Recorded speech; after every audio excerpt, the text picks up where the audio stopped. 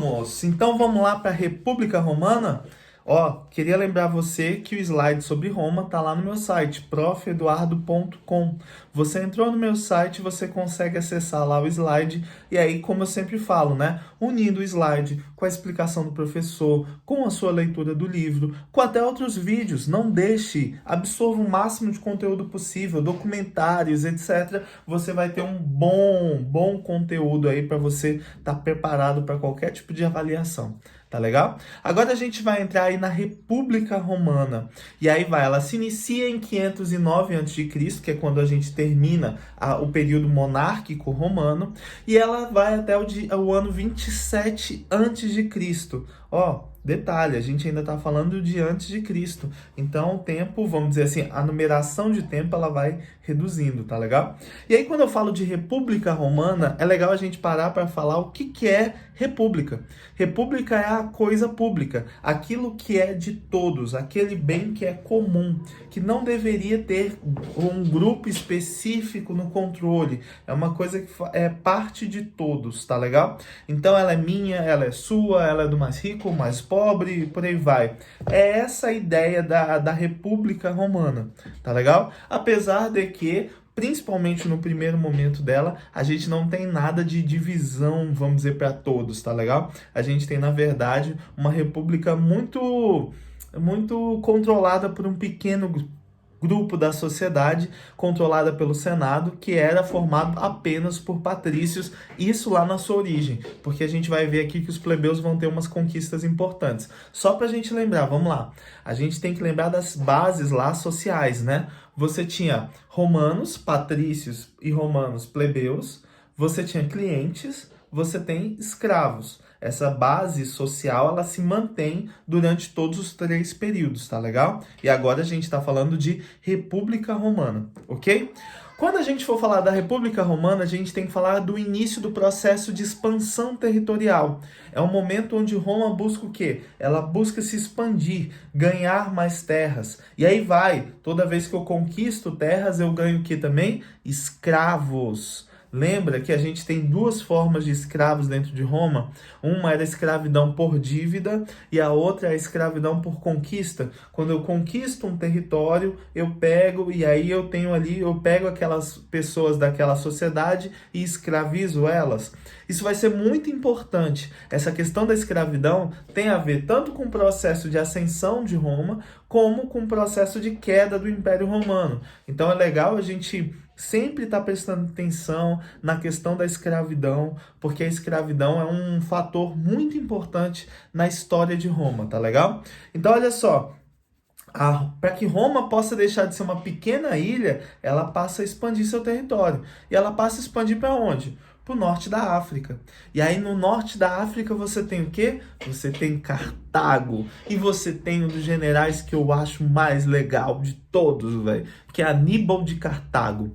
Na verdade, você tem as guerras ali, vai ser guerras contra Cartago, elas vão ser em 3 etapas, Cartago vai sair derrotada, Roma vai conquistar as regiões, primeiro 2 ilhas e depois a região do norte da África, vai expandir esse império até o Egito, né? Então é uma expansão bem grande, mas surge a figura de Aníbal de Cartago na segunda batalha contra os cartagineses. Aníbal, ao invés de atacar Roma, já que ele tá aqui, ó, vamos lá, vamos usar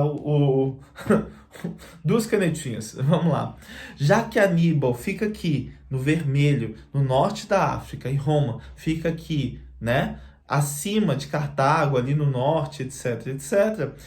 Qual seria o normal de ataque? O ataque normal seria você atravessar o mar Mediterrâneo, e atacar Roma por aqui. Aníbal não. Aníbal vai dar a volta, vai atravessar toda a região ibérica e vai atacar Roma de cima. E isso vai gerar vamos dizer, um susto. Eles não estavam preparados para aquilo e Aníbal quase derrota Roma. Só que Roma também tinha grandes guerreiros, grandes generais. Eles percebem que o exército cartaginês está ali em cima, está no norte. Então eles falam, opa, então Cartago está sem ninguém, vamos atacar Cartago. E aí acaba que Aníbal, como um grande soldado, ele recebe uma ordem do seu rei, retorna para Roma, ou retorna para Cartago, e lá ele é derrotado. e os cartagineses acabam perdendo essa batalha. Mas é sempre bacana a gente falar sobre essa questão da expansão territorial romana, da expansão pela África, pela Ásia, da absorção de escravos, porque esses escravos vão atuar diretamente na sociedade romana, tá legal? E aí vai. Quanto mais escravos eu tenho, isso vai gerar o quê? Maior número de reivindicações sociais. Por quê? Porque eu estou tendo escravo em várias áreas da sociedade. E várias pessoas que tinham funções agora absorvidas pela escravidão, eles começam a pensar, poxa, a gente precisa ter um modo de vida melhor. E outra, quem formava o exército romano? O exército romano era formado por plebeus, mas eles não tinham direitos dentro das conquistas que eles tinham. Então os plebeus começam o quê? Começam a buscar, vamos dizer, reivindicar novas estruturas sociais, reivindicar direitos, coisas que até então eles não tinham. E é isso que é o foco maior quando a gente for falar de República Romana. A luta dos plebeus por conquistas de direitos dentro de Roma. Tá legal? Quando eles vão expandindo o território, a gente tem escravos chegando dentro de Roma, Roma se tornando cada vez mais rica e poderosa, os plebeus querem participar desse processo de riqueza. E não só isso, eles querem ter direitos básicos dentro de Roma. Então a gente vai ter aí várias conquistas plebeias. A primeira grande conquista dos plebeus, você tem a lei das 12 tábuas, que é quando as leis foram escritas em tábuas, né? Foram escritas. Por que essas leis escritas foram tão importantes para os plebeus? Porque quando a lei ela não é escrita, ela pode ser modificada. E ela pode ser modificada do jeito que o juiz quiser, e normalmente esse juiz modificava essa lei favorecendo não ele, plebeu, mas favorecendo quem? O patrício. Então a lei escrita, ela, vamos dizer assim, ela podia cercear um pouco essa interpretação de lei que se existia dentro de Roma. É uma conquista muito importante. Outra conquista importante vai ser o tribuno da plebe. O tribuno da plebe é o plebeu, vai ser um plebeu que vai ficar dentro do Senado e que ele pode tanto permitir como proibir, tá? Alguma lei que seja prejudicial aos plebeus. No início, esse tribuno da plebe, ele vai ser formado por plebeus escolhidos pelos senadores, pelos patrícios. Então isso não vai dar muito certo. Mas com o passar do tempo, o tribuno da plebe vai ser escolhido pelos plebeus. E a gente tem dois tribunos da plebe muito importantes na luta de conquistas sociais, que é os irmãos Gracos. Os irmãos Gracos, galera, eles vão fazer uma campanha dentro de Roma para que haja uma redistribuição de terra.